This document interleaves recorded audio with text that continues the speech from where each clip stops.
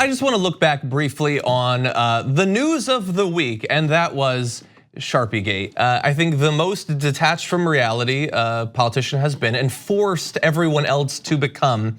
But this is much less about the individual Sharpie Gate story and more about a trend in government where Donald Trump's lack of willingness to accept that he was wrong doesn't just mean that he comes off as a little bit crazy, but that actually means that the government is dispatched to support him.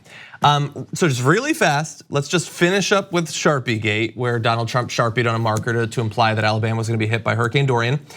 So anonymous White House official tells Washington Post that it was Donald Trump that did the Sharpieing, surprising everyone. Of course it was him. And by the way, I don't know for sure that it wasn't already for sale, but they're selling thin markers on his campaign website, which seems to be an acknowledgement. And all those, and just think for a minute about all those shots that you got from NBC News that showed that the president took the notes he had for some kind of speech and marked over the top in like a thick Sharpie marker. Like the guy uses Sharpies on everything. Maybe his bad eyes. And that's it. And that's just the kind of Kool-Aid man burst through reality approach the president has had since the beginning. I'm just gonna make it this way. Marky, sharper marking.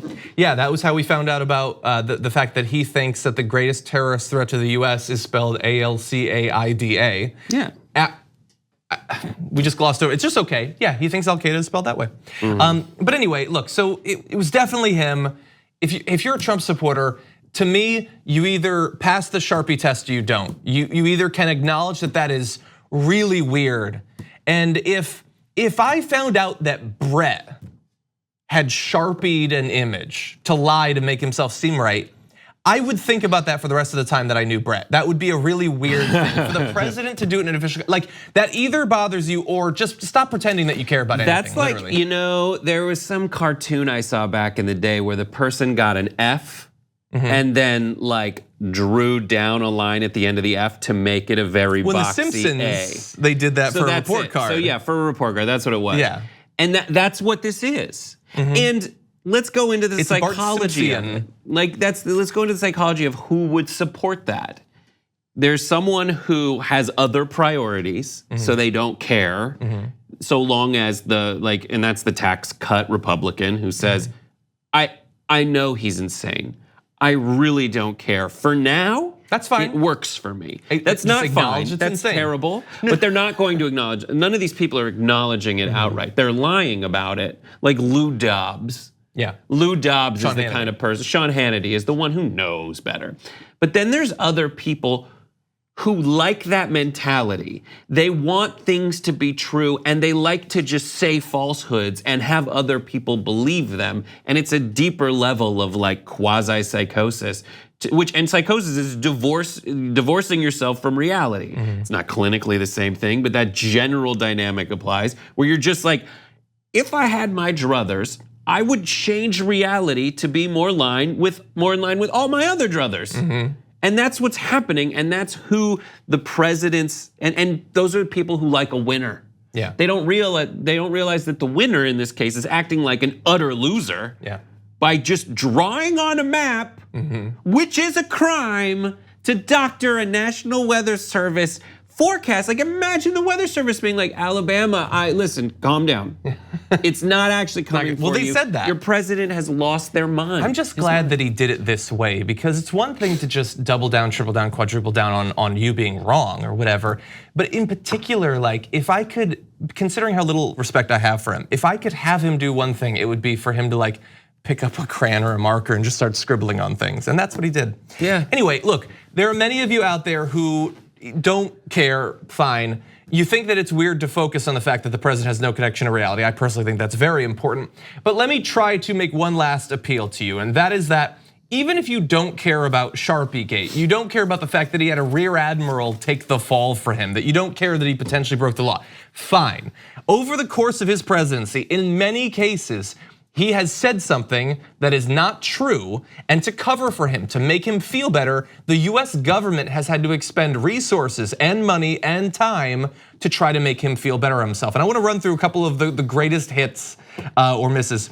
So Obviously, he cares a lot about the wall. He wants you to be scared about what's coming across the wall. And so at one point, an official US government document was put out. Let's take an image. You're gonna see some really scary statistics there. So look at that number in the middle. 3,755 known or suspected terrorists prevented from traveling to or entering the US. So Trump had been talking about terrorists coming across the southern border. And so it became a thing where in these official documents, in multiple interviews that Sarah Huckabee Sanders did, they parroted that number. That number doesn't mean anything like what they're implying it means. It does not mean that these are terrorists. It means these are people coming from countries where a terrorist has come from.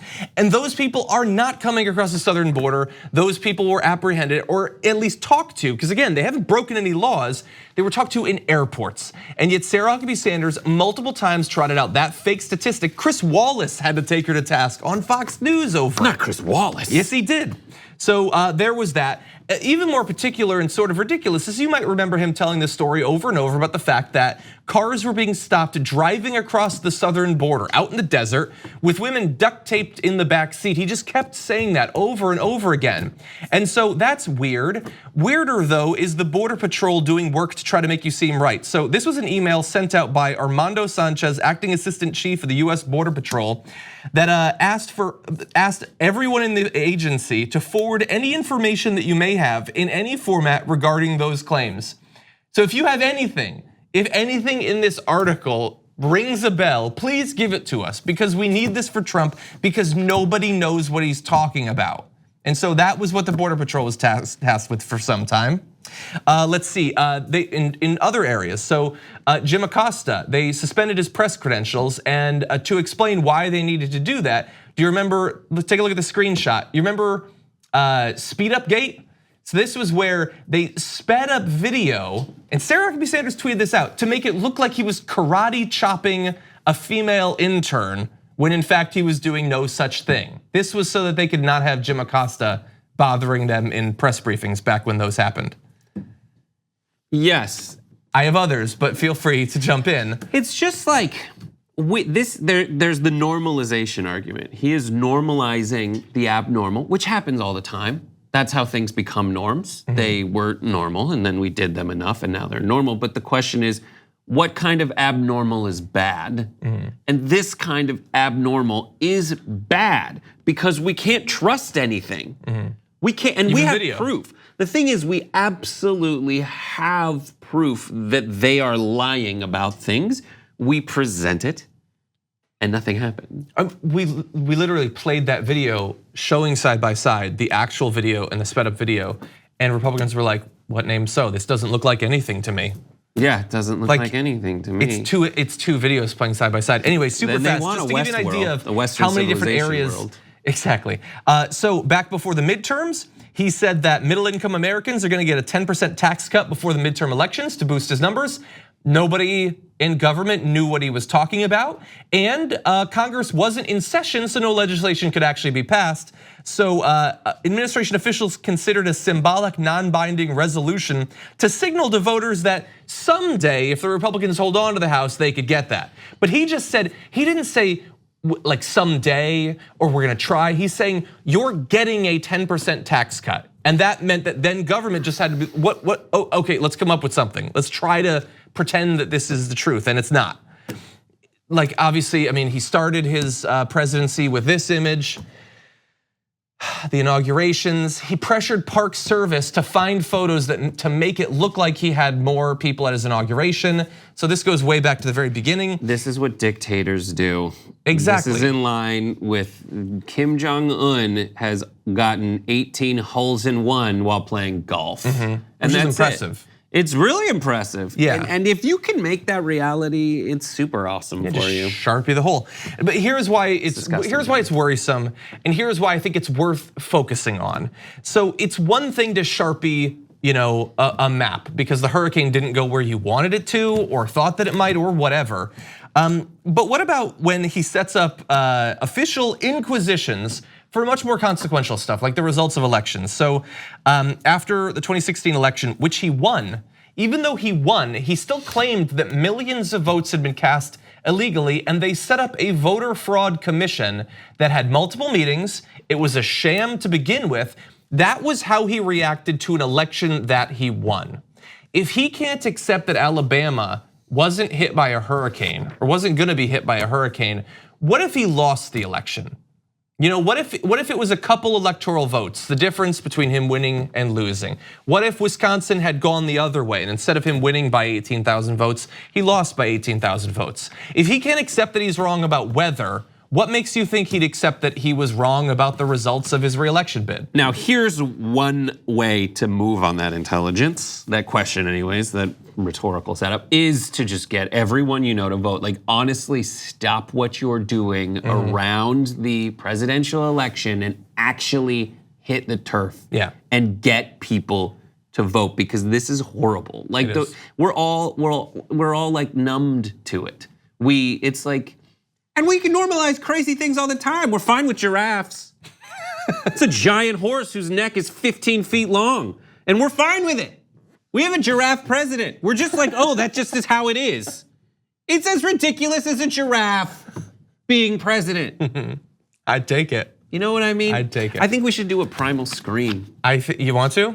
But like Not right now, a choreograph. What do you think? We should talk about this off camera and coordinate. And I want people to send you tweets because you're better at Twitter than me. But like, should we do a primal scream where we all send out like a script to everyone, and at like 10 p.m. everyone opens their window and shouts the same thing out the window at the same time, like that college in Germany. We used to do it in college during finals week. That's true. Anyway, look, I want to give credit to Greg Sargent of the Washington Post for collecting some of these instances that you might remember. I know that it seems like a stupid story, but I do think that it says something important about his psychology and potentially the future of our government. Here on the Damage Report, we talk a lot about the big banks and their ways of getting rich off the poor. They saturate the market, but there are other options. And I've got info on a socially and environmentally responsible financial institution that has no ATM fees, gives you cash back on every purchase. They even commit 10% of their earnings to charity. It's called Aspiration, and if you go to aspiration.com/TYT to sign up, you'll get these perks, and that's more money to spend or to save or to spend. Just treat yourself.